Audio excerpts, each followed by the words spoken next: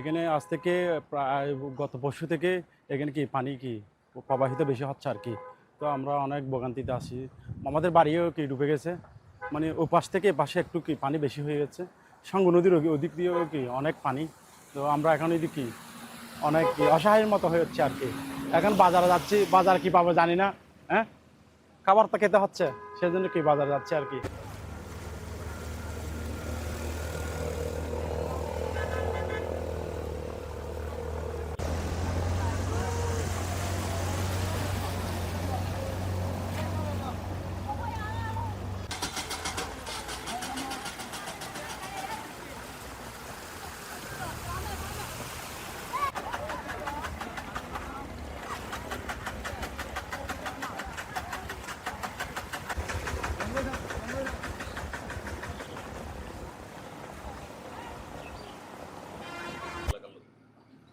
না, এই এলাকার মধ্যে এখনো পর্যন্ত সরকার থেকে কোনো ধরনের আমাদের এখানে কোনো সহায়তা এখনো আসে নাই।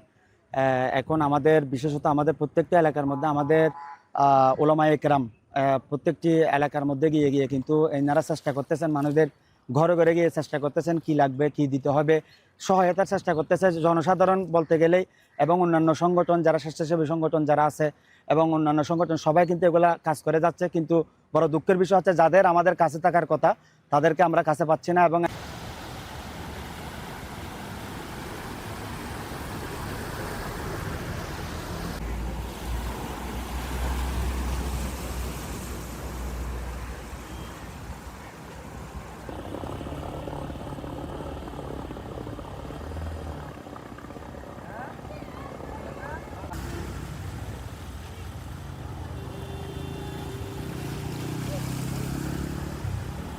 এই পানিবন্দী আছে আজকে 4 দিন ধরে। ক্ষয়ক্ষতি হয়েছে যাদের একটু নিচু বাড়িঘর আছে তাদের পানি ঢুকে গেছে, অন্য জায়গায় চলে গেছে, বা খাবার দাবারে কাজকর্মে সবকিছু তো বন্ধ হয়ে রয়েছে।